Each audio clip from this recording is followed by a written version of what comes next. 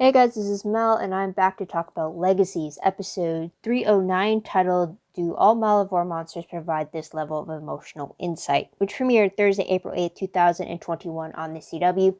I'm recording roughly 4 hours after the episode is aired, so right now it's currently like 2 a.m. on April 9th. Very early in the morning, haven't gone to bed yet.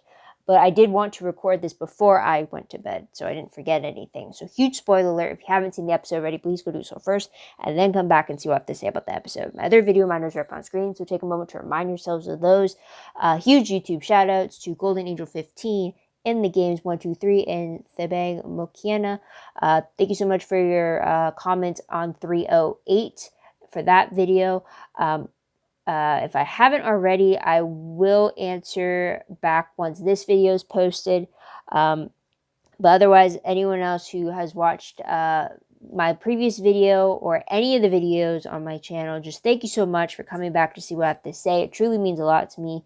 It's interesting this year just because of the fact that, well, you can definitely tell with Legacies in this one that where COVID affects it, because a part of me thinks that the school's downgrade in students would not have been a storyline if COVID wasn't a thing they had to deal with in production. So it's interesting to see how the story is going now because of outside sources. But anyways, let's just get right into this. Hopefully, it don't take that too long because I do want to go to bed. But I do want to talk about this as well. So let's start with what happened in this episode. So episode quote, do all Malivore monsters provide this level of emotional insight? Was said by Cleo to Caleb. I kind of should have figured with the way the episode's phrasing. Though I believe this now makes it the longest episode title in all of the Vampire Diaries universe. And part of me is wondering why couldn't they pick a shorter title? It's like it's getting kind of ridiculous now sometimes with these quote titles. But anyways, Cleo to Caleb, more towards the very end of the episode. I think it's one of their last scenes of the episode is when it's said. When it comes to the timeline, though, I believe this episode takes place the day after the events of 308. It's said to be Landon's first day back from Malivore. It's also said to be MG's first day at Mystic Falls High School, when the very end of 308 is when he decided that the boarding school wasn't his home anymore due to the treatment that everybody's been giving him. So there's that. Episode reminder, though, I will say that Ethan knows the vampire truth, and it's about time. So that's a huge reminder there. Future creature, though, the episode is a gremlin. Legit funny was that when I was doing my notes, I kept calling it Pink Gremlin, long before it was confirmed in the show that it was actually a gremlin they were dealing with. I mean, it's easier calling it a gremlin than calling it a Furby, because like it's still not as cute. It's still creepy when it was cute, so there's that. But the gremlin was pretty much gaining its power when people around him were disrespectful. It didn't have to be disrespect directed to the gremlin. It was just if there's any disrespectful behavior in his vicinities, then the creature would grow a little bit more powerful. And it grew too to be this monstrous, ugly thing. And then its weakness was respect. So if you're disrespectful, it grows. If you're respectful in its presence, it shrinks a lot. So there's that. Episode breakdowns, pretty much two different ones. You have what's happening at the boarding school, and then you have what's happening at Mystic Falls High. The boarding school, the first one, I'd say pretty much the gremlin brings havoc, and then the second one is like exposed. So the first storyline, that is pretty much dealing with the fact that Hope and Lizzie are pretty much at odds with each other after what happened in the previous day, when Hope pretty much tried to get Josie to take back her magic and pretty much put her in harm's way with dark magic. With Lizzie is like, no, not okay. So now they're at odds, which is what the gremlin kind of takes advantage of and uses their disrespectful behavior between each other to grow and feed. And everyone's kind of caught in the crossfires with that.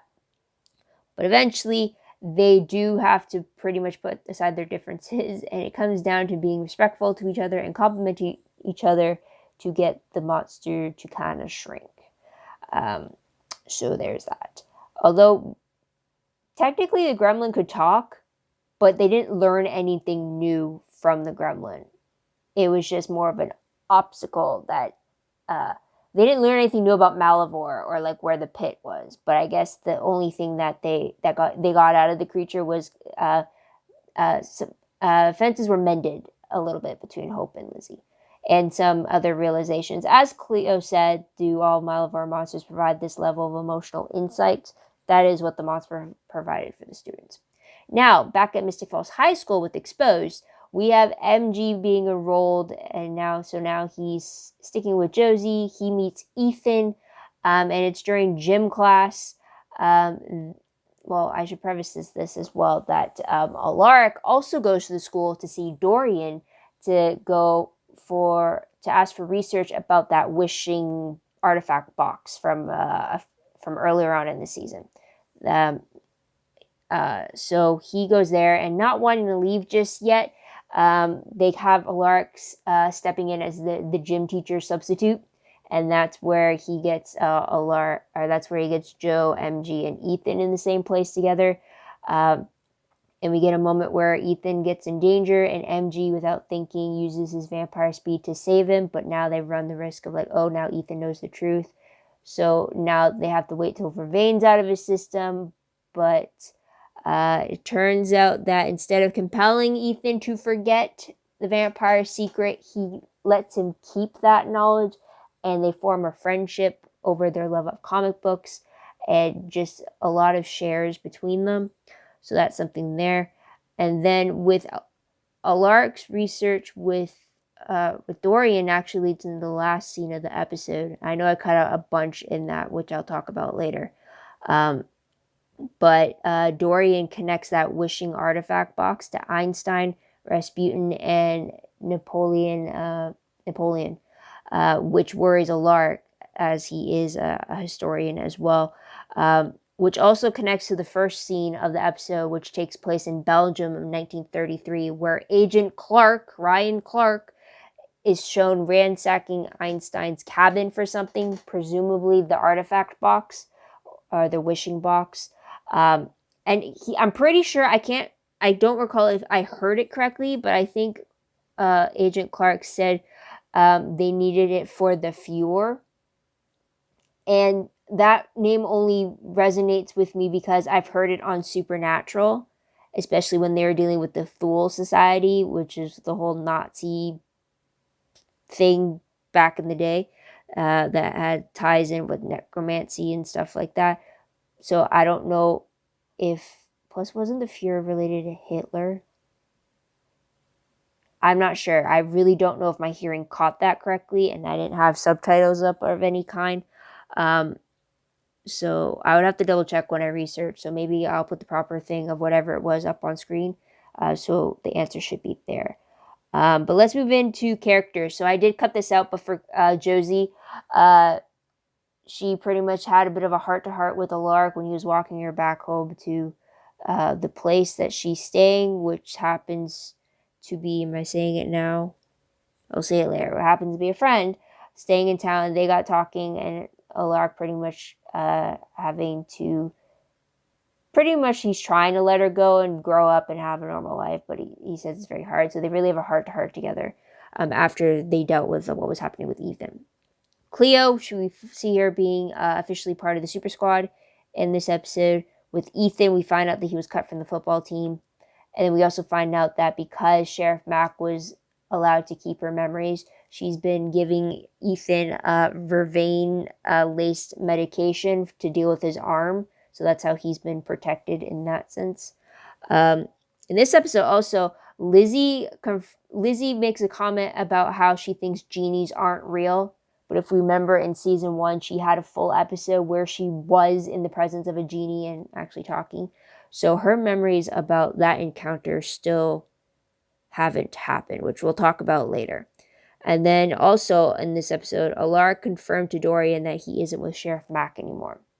The fact that they call her Mac, it wasn't that they called her Sheriff Mac, but Dorian referenced her as Mac, same with Alaric. So again, that would have to be her first name. Therefore, we do not know what her last name or Ethan's last name or Maya's last name is. I always assumed it was Mac because we always call Liz Sheriff Forrest whenever Sheriff was in front of it. It was never Sheriff Liz or Sheriff Matt when he became in that position. It was always the last name. So I always assumed Sheriff Mac was the last name. Apparently not. So there's that. Tidbit-wise, though, we do see that Prison World Warrior in one scene only, and that's in the woods, and he's hiding in the treetops as he watches Lizzie and Hope have their moment in the woods and talking about movie night, popcorn, and watching Gremlins with Landon. So there's that. Also, we get confirmation in this episode that not only is Josie staying with pretty much... It's always been alluded whenever there's other Vampire Diaries characters. It's always been alluded as to who they are, like my friend or someone in town type of thing, right? But in this episode, we actually get verbal confirmation. Not only do we see Alaric walking Josie to the Gilbert house and him commenting on the fact that, like, oh, I can't believe how well they recreated the house. Because if you remember in season 4, Elena burnt the house down. So he had that kind of comment there. So I thought that was about as close as we're going to get to a confirmation. But then Josie says Aunt Elena is going to be home from her shift soon, and she's about to make dinner from some old Salvatore family recipe. So that's another thing that they actually name dropped Elena. And then also Alaric actually name drops Damon, saying that when Josie actually brings up having a crush on a girl at school and it being complicated, and then she invites him to stay over for dinner with Elena's family, who she's staying with. Alaric says, well, there's no way I'm going to let Damon give you relationship advice. So because every time Alaric has always referenced Damon, it's always been my friend, or he's always made the illusion of like a vampire that became my best friend or my best friend. He never name drops Damon. The only time we actually heard Vampire Diaries character names was in the musical episode, or if it was like when Caroline was mentioned. This is the first time I believe we've actually heard Elena and Damon's names in the show, which I thought was a shock to me because I didn't think we'd get that. But to have it in front of the Gilbert house, that was pretty cool. That was so cool. Plus, also, I guess I'll have the question now, but when Lizzie was talking to Caleb about MG enrolling in Mystic Falls High School, she said, did I hear correctly that MG was also supposed to be staying wherever Josie was staying? So that means, is MG staying with Damon and Elena's family too? Is that what I'm hearing here? So there's that. Plus, also, was MG just solely at the school to be a student, or did Alaric send in there to kind of keep tabs on Josie? Like, I couldn't recall that. I know that I'm premature on questions, but I figure I'd mention it here. Also, another tidbit, we find out from Dorian that Emma is away in Shanghai for a semester. I'm assuming she's teaching for a semester over there, as opposed to her, like, studying over there. I'm not sure. She could be studying over in Shanghai, too, as well. But that would explain why she's not in Mystic Falls with Dorian at the moment. So there's that. We also don't get Wade or Jed in this episode, which is kind of surprising because Landon is back, and yet we don't see Wade, like, welcoming back or, like, saying hi to his best buddy kind of a thing. But we also don't get Gabby either. And we haven't had Gabby since her introduction in the tour guide episode. So that's something there. But let's move on to the most shocking moment of the episode. Aside from the fact that Damon and Elena were actually named in the show instead of being indirectly referenced, I think a shocking thing for me would be the fact that this wish box artifact is somehow connected to some very well-known historical names. Maybe it is just a wishing box, or maybe anything that they contributed in history, whether it be good or bad, it all came down to that box. I don't know. And then maybe it's connected to why Clark wants it, maybe. But that was a surprise. The fact that Dorian didn't find out what the box was about, but he found it popping up in history. that's something that was something I wasn't expecting. But let's move on to top 3 favorite moments. Huge one, I'd have to say, is just the friendship that was already building between MG and Ethan. I really like the fact that first off, Ethan was making a lot of comic book references, but then to have like MG figure it out that and have Ethan confess like, yeah, I've been a comic book fan like since I was a kid, and then bonding over that while they were trying to bide their time before the Ravane left his system. So I thought that was pretty cool there. And then to have it later on revealed that like, oh, MG actually went into his origin story as a vampire, and then his family, like they really like opened it up. And Ethan was right. It's like, well, if you're going to compel all this away from me, why not just tell me, kind of a thing. And MG took advantage of that. But then what I really loved, though, was that not only them playing football at the end of the episode, but then finding out that MG actually didn't compel Ethan to forget that he was a vampire, which I love. It's a secret that's kept between the two of them. It's another way to bring Ethan into the fold. I honestly thought when Alaric was in there in the gym class with them, I thought maybe he might see like Ethan showing signs of being an untriggered werewolf, because I still believe that. But if this is one way to get Ethan into the supernatural secret, I love it. I'm all here for it. I'm wondering how long they're going to keep it from Joe that he knows. But it'll be interesting to see how that friendship plays out. But yeah, I thought it was also just really sweet that how when they're about to like compel the memories away, Ethan asked that MG not compel away the fact that he met him, because he kind of wants a friend, if anything. So yeah, I didn't think I need this friendship. I just hope it doesn't substitute what MG had with Caleb. I hope it's just an addition and not like a replacement kind of a thing. But I'm definitely loving where these two are headed, and it makes it a little bit better that MG's at the school. A little bit. So there's that. Another favorite I would have to say is Landon telling Hope that he can't be her everything. I mean, he didn't break up with her. I'll make that clear. But I really liked the conversation he had with her about how he doesn't want to be her everything. He doesn't want to put a wedge between her and their friends, because her actions were that she was willing to do absolutely everything and anything to get Landon back, even if that meant screwing over their friends. And that is something Landon does not want to have her in, which I totally appreciate him doing, because Hope kept on saying like, she kept on saying like, all I need is you and I'll be good, kind of a thing. Kind of like putting like all your eggs in one basket in this sense. But Landon's like, no, that's like low-key not healthy. And he wants her to branch out and to fix the friendships that she kind of blew off, because she was doing everything to get him back. So I do appreciate that he wanted her to branch out and still keep friendships and not just put everything solely onto him, which I think is very valid, because you can't. It's just one of those. It always bugged me when I would see people in relationships, and it's always like everything goes into that relationship, and like everybody else who you're friends with kind of are just left on the wayside, as if like, wait, did you forget we're friends? It's like, you just left me to go deal with this new significant other that you have. But then like it's more obvious too when they break up, if they do, and they suddenly come back to you. It's like, oh, so now you want to be friends, kind of a thing. So I do appreciate that Landon's trying to break her out of that, especially when Hope, she was such a lone wolf before even meeting him, that like then she slowly started gaining friends, but then like to isolate them just for the sole purpose of getting him back, he doesn't want her to do that. So I hope. I do have questions though about.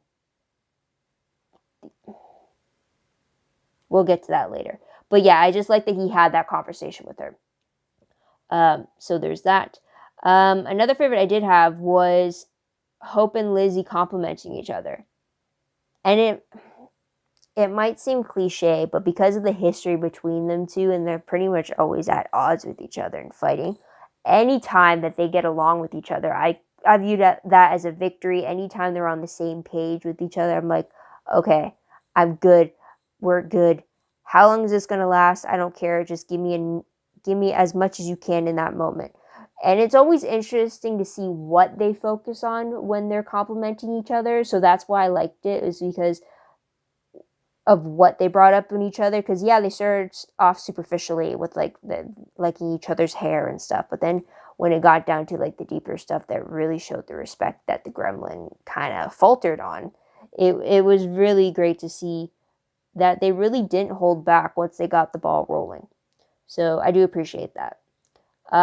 And another favorite, I mean, I know I'm getting a little bit longer, is actually Alaric.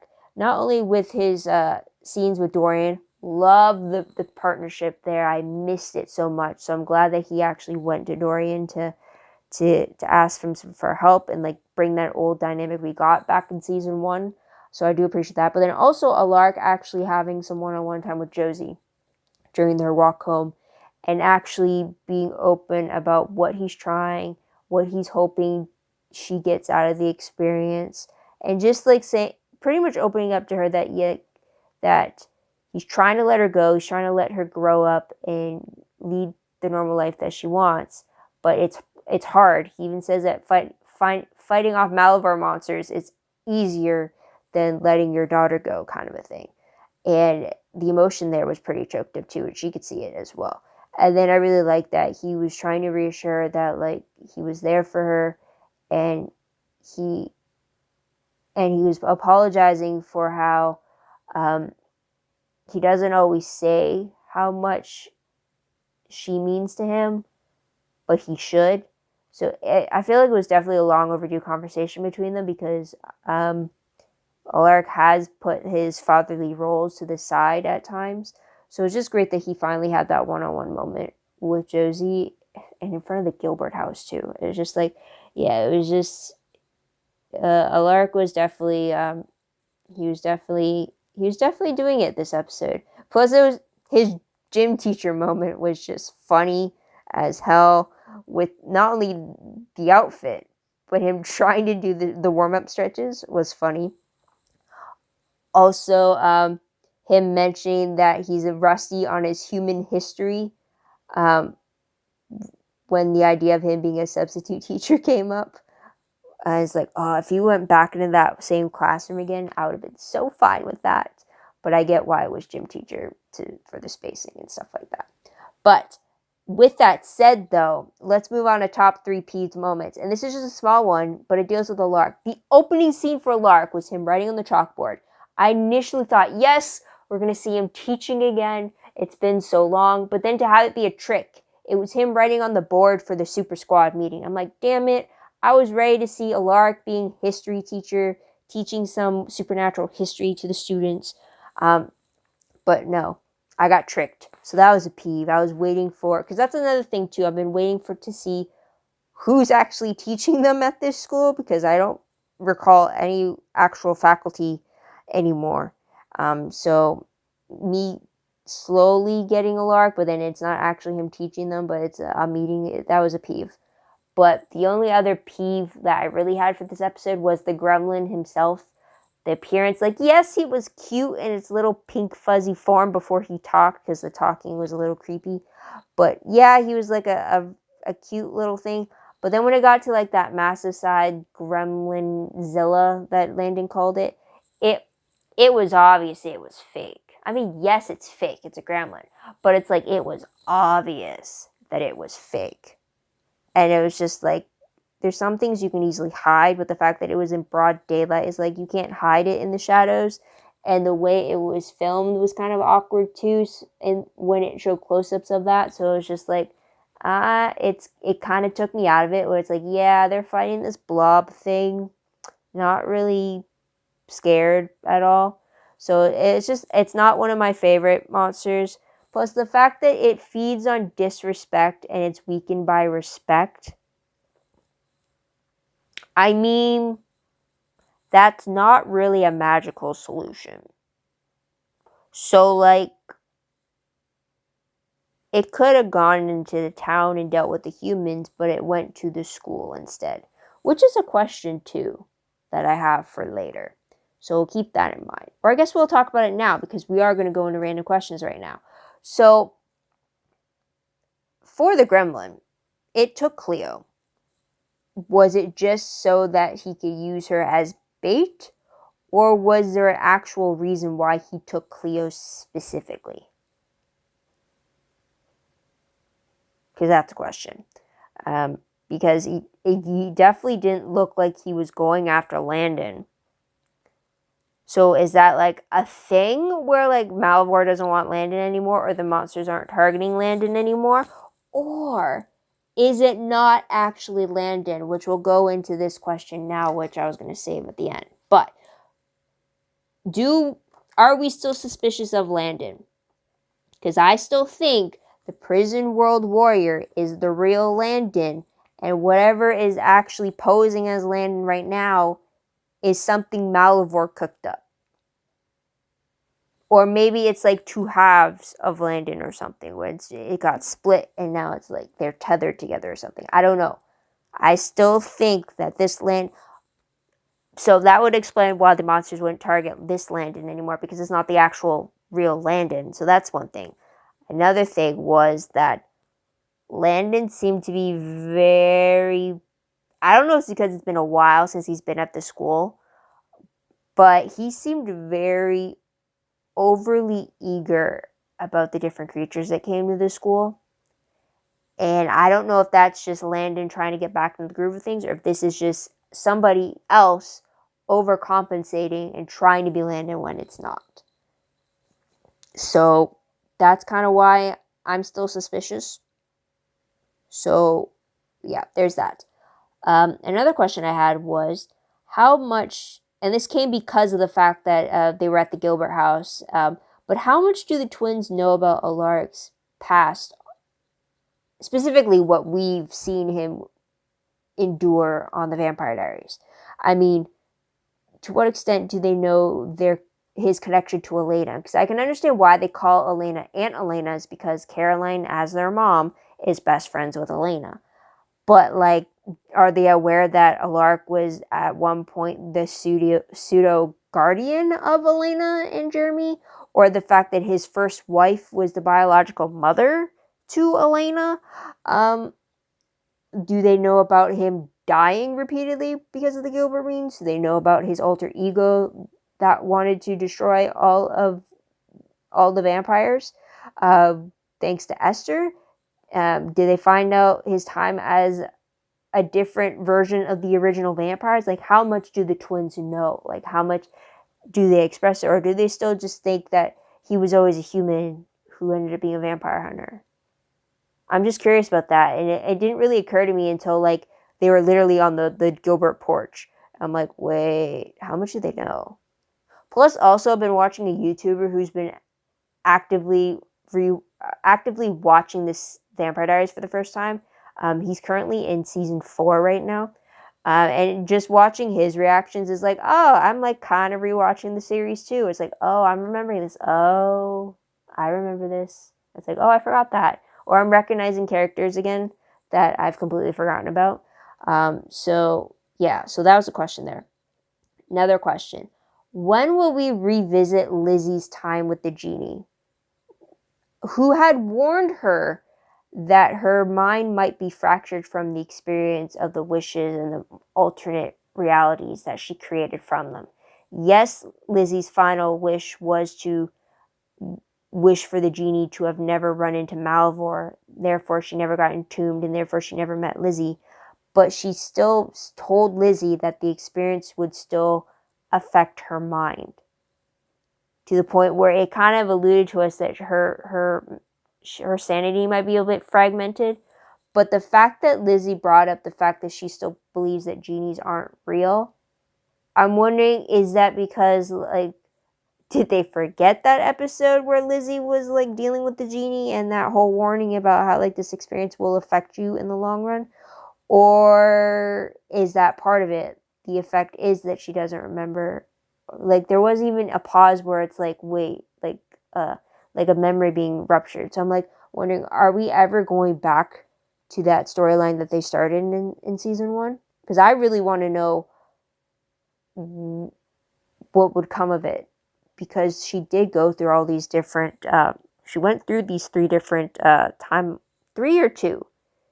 3 different timelines, and I would have liked to see how that would have affected her, if that makes sense. It's been a while since I've seen that episode, so there's that. My last question: where are the faculty at this boarding school?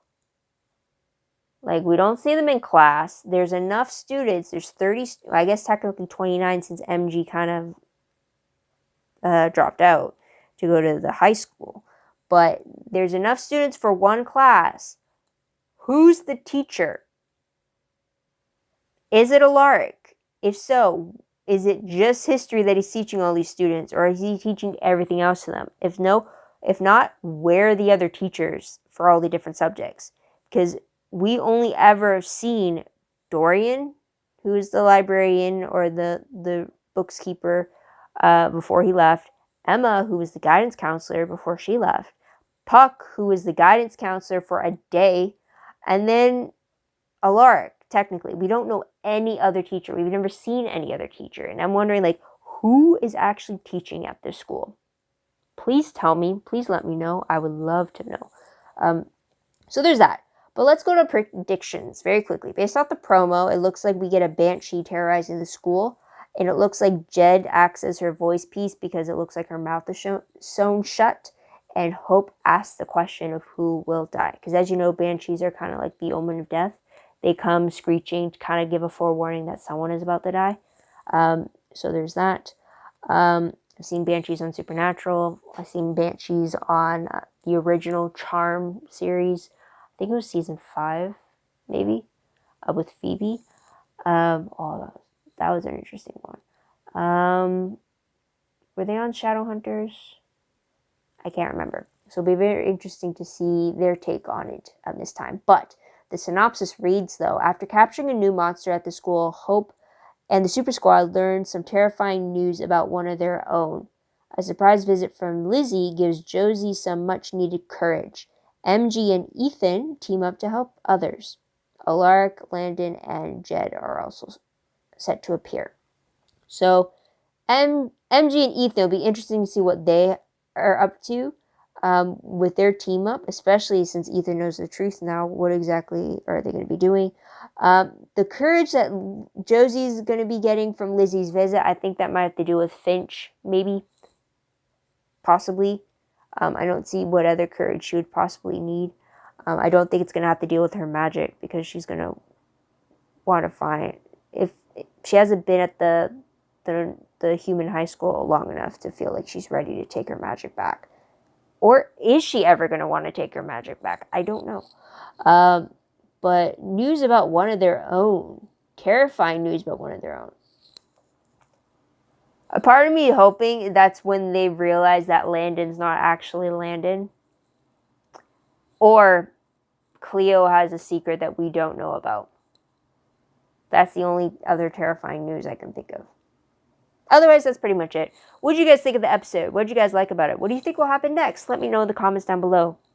Love to hear your own thoughts, theories, and predictions about all that good stuff. Also, don't forget to like this video, subscribe to my channel, and check out my other videos if you haven't done so already. If you want, check out my Tumblr page. The link for that is down below. I reblog promos, web clips, quotes, gifs, synopses, news, all that good stuff, all found in one place. Go check that out. I am up to date for like the season 3 stuff when it comes to like synopses, promos, and web clips being reblogged back onto Tumblr. I did that last week, so check that out there. Also, WordPress, link for that is down below. Anything I post online is connected to WordPress. A little more organized, a little more detailed, but still work in progress. That has been updated, I believe. I mean, there weren't really, the Legacy episodes did get updated on that. So there's that. But otherwise, guys, that is pretty much it. Sorry for the delay. It's the first week of my new program, and I'm still waiting for the other shoe to drop. So far, I've been trying to keep up with the readings, but like, I feel like I just have this nagging feeling like I'm missing something. So I'm like kind of on the edge of like waiting for that shoe to drop, which will probably be tomorrow because that's my last class of the week. and it's early in the morning, so hence why I gotta go to bed now. Yeah, hope you come back next week to see what I have to say about the next episode. But until then, guys, this is Mel. Wish you all a great day, great week wherever you are. Please stay safe. Please stay safe. Please wear a mask. Please stay physically distant from each other. But you can always stay in contact with people through phones, video messages, texting, all that stuff. Much more possible in today's day and age. So yeah, otherwise, I hope you guys are keeping good. But until then, guys, this is Mel. Wish you all a great day, great week everywhere. Bye for now. I'm going to bed.